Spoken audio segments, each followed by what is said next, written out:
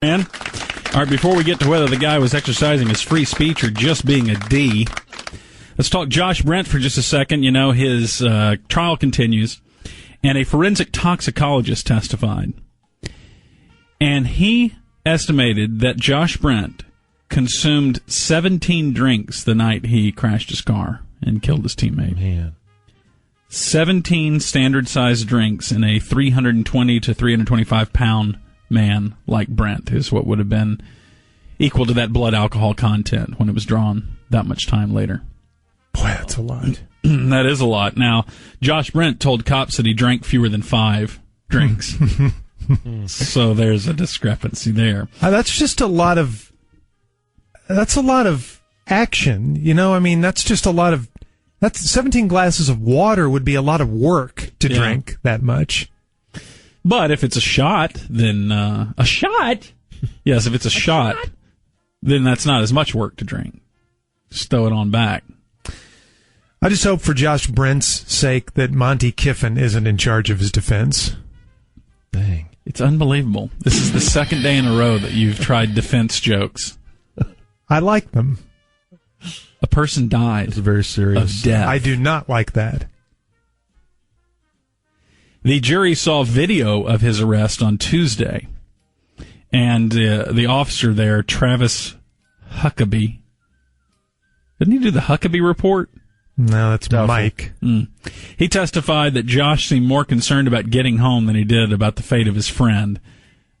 I think those are more judgment calls that an officer's making there. How do you act after your car goes off the road and you... He said that Josh Brent's eyes welled up with tears and for the first time showed real emotion when he was told that his friend was dead. But before then didn't seem too concerned. They're also calling the waitresses to the witness stand. Waitresses that took care of him at the restaurants and clubs where he and other Cowboy players were partying in the hours leading up to the crash. So he faces up to 20 years in prison, but he could also be sentenced to probation, depending on what happens there. We had an emergency landing up there in Denton at Denton Enterprise Airport just before 9 o'clock last night. This instructor and student pilot couldn't get their landing gear down and had to do the old belly land into the foam. Always seems kind of fun. Landing into foam, and it goes spraying around, and it's enjoyable. See, I think they need to combine the technology that we have in children's play centers and just get that big vat of little balls that you can dive into. That's what the planes need to land into. Balls. That would be excessively fun. I think they would quickly ignite. You know, when I was a kid, I found I used to get, I think it was Smithsonian Kids, a magazine. Smithsonian magazine for kids. And in it talked about this place that they had built, and I forget, it was somewhere out of state. Place? Play place. No. And it had one of the big vats of balls that you could swim around in. And it was the first time I'd ever seen anything like that. That was before they had come to every McDonald's that you see. And that was the destination vacation I wanted more than any other. I thought that was the coolest thing. Wow.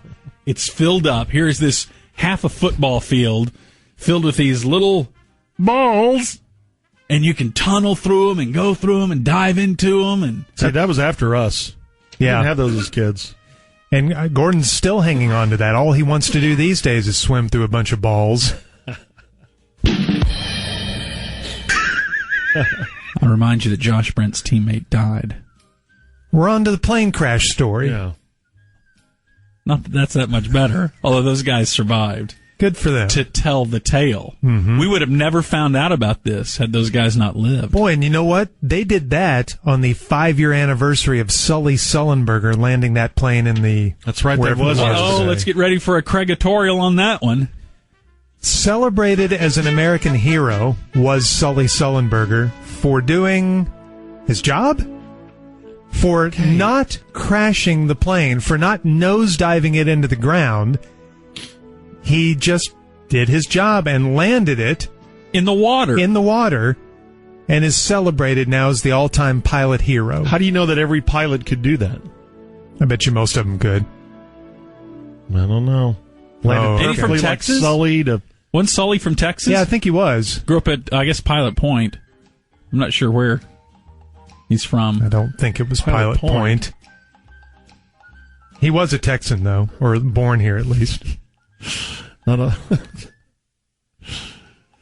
Anyway, all right. So Sully, tell us. He's still talking about Sully Sullivan. Tell us why. Tell us at what point you decided not to nosedive the plane into the ground and to try to land it. We were having mechanical difficulties, and you guys are weird about this. Well, here it is. It's time. I'm going to just bury this throttle. I'm going to bury the stick forward and just go ahead and go into the drink. Even if most But could then do a little voice told me, "Hey, Sully, why not try your job?" And so I went ahead and landed the plane in the water and then installed some travertine in George's manor out there. Even if most could do it, that's maybe 6 or 7 out of 10. What about the other ones who... Could you do it 10 out of 10 times? I don't know. I don't know if you guys know enough about... Because you both minimize this now. And you both think, no, I don't minimize it. And I think the thing is, you see him on TV and it irks you. Because they'll have him on. It's Craig. No, you're in on it too. Craig claims he's talked to pilots who think it's ridiculous that Sully's getting all this credit. Yes, I have, and they do. It is a little bit weird, though. I mean, he lands the plane, and then he makes every single talk show. Writes a book about it. And then writes a memoir. He should. It's a spectacular story. I've never seen it happen before. Okay, but that was, 30 minutes of his life? Mm-hmm. He had the exact same life up until that point. Meanwhile, we got to learn about his whole life now. I think that 2-hour time period's pretty interesting. I could fill up a book. He was born in Denison. Told you. Yellow Jacket. He was supposed to be a dentist. That's where Ike was born. Mm-hmm. Ron Martin says that he has First Amendment rights, and they are being taken away from him because he was a guy who was arrested for violating the city's sign ordinance in Frisco. Now, this was his offense. He stood at El Dorado Parkway near Preston Road last October and held up a sign that alerted drivers to a speed trap up ahead. This, I guess, ticked off the cops, so two of them leave the speed trap area and go over and arrest him. That's what the sign said. It said, "Police ahead." So they say that you're only allowed to have a sign, I guess, if you're on private property, and he was standing on the median. He argues that the Frisco ordinance doesn't apply to him since he's not a business. So he didn't have the sign on his business property because he's not a business. So does he have the right to warn people that there's a speed trap up ahead? He says that, wait a second, all I'm doing is the same thing the cops are doing. Slowing people down. Mm-hmm. So why are you punishing me for helping you? See, I've always wondered, when you flash your lights on the highway to warn people in the oncoming lane of a speed trap, is that legal? If they flash their lights back at you, then you can kill them. That's stupid. That's gang stuff. But I've always thought that was illegal for some reason. I don't think so. Okay, so then this shouldn't be illegal. He says that he supports people slowing down in his community, and so he was just doing his job, trying to help them. Now, meanwhile, I don't know this, but I suspect, and that's enough, just to suspect something, that he was busted in a speed trap and it annoys him, so he's just out there warning people where probably. Cops can't get all that income. Mm-hmm. Do you guys flash your lights on the highway to warn people? Of a cop? I haven't done that in a long time. I haven't either, because I don't want to be killed. God, you're an idiot. You are an idiot. Why? You've heard that. It's urban myth, anyway. Is it? Yes. Or is it suburban myth? In other news, the guy who won the Black Rhino auction is named Corey Knowlton, and he's from Royce City. And his Facebook page has all these pictures of the large deer that he's tracked and killed. Wild boar, a bear, even a massive shark. He has all those pictures on his Facebook page. And he's also a fixture on the Outdoor Channel, they say. So he's the guy who paid $350,000 at that auction at Dallas Safari Club. And he says that this hunt is well managed, and he's a hunter, and he wants to experience a black rhino. He said, quote, I want to be intimately involved with a black rhino. A little weird. It says he and his family received countless death threats, and local law enforcement and the FBI are working to keep them safe. Amazing.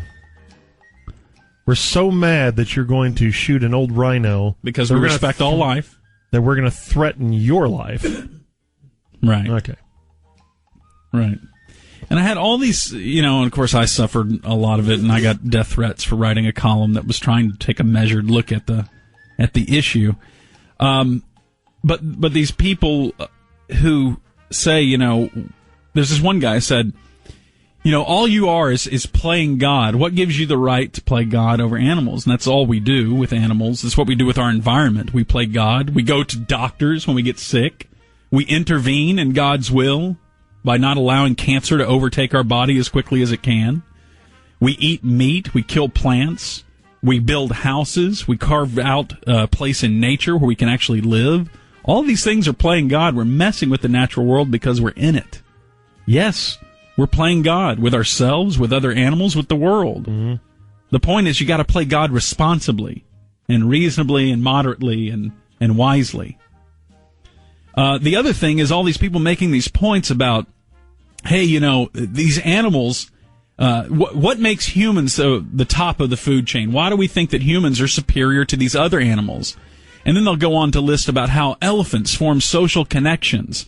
Some other animal, wolves, seem to have a conscience. And they start naming all these qualities of animals, okay? Mm-hmm. That they say, what makes us think that humans are superior when all these animals have these qualities? And then every quality they list are human qualities. We have all of them. We have all of them. The wolves might have one. The elephants might have one. We have all. And then they want to question what makes us think that humans should be protected in some way that's different than animals. Why should we protect our own? And then the arguments they make for animals are giving them human qualities. Why do you think you're important? That's the question. The end of that Gordatorial. I didn't even get the patriotic music. And I didn't even bag on Sully Sullenberger. I didn't even get to that part of it. Can I give you a Sully Sullenberger update? Oh, my gosh, dude. 1P1 says there's a new book out. It's on the bestseller list, Cockpit Confidential. And it says that... they added Pitt. The original name didn't have Pitt in it. I've actually looked this book up. It exists. And they say that in the book...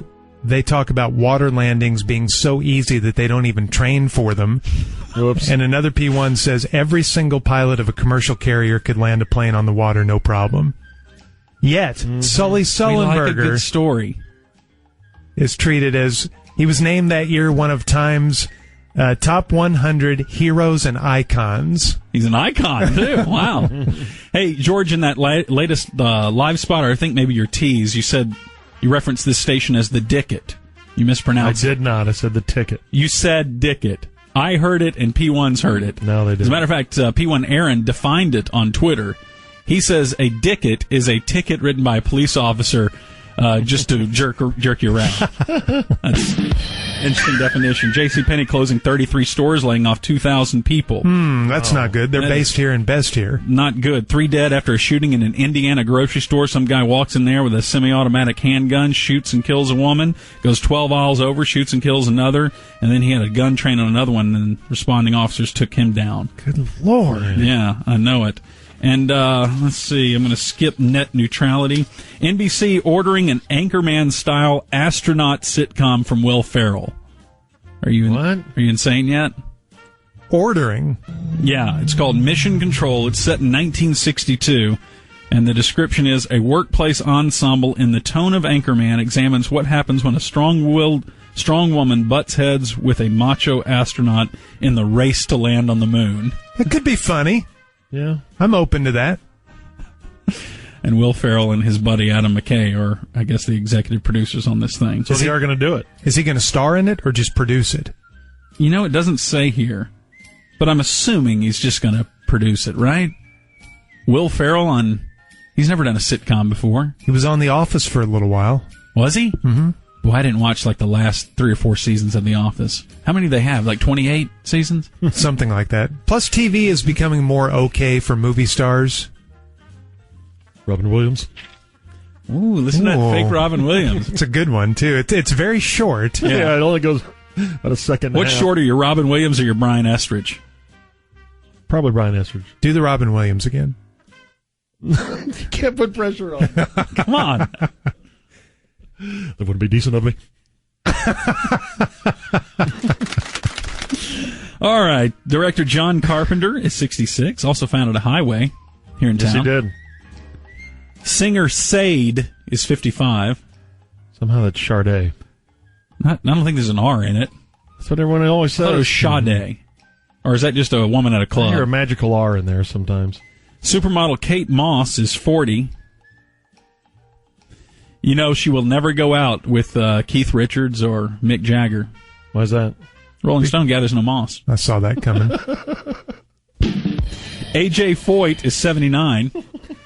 He was involved in that pit row incident, didn't he? Punch. He bitch slapped Ari Leyendijk from behind at Texas Motor Speedway in '97. I need to see that video again. God, awesome. How long has the Motor Speedway been out there? That was the first year, '97. Wow. And Joe Flacco turns 29 today. It's greatness. You're up to date. All right, thanks. That's Muse and the News.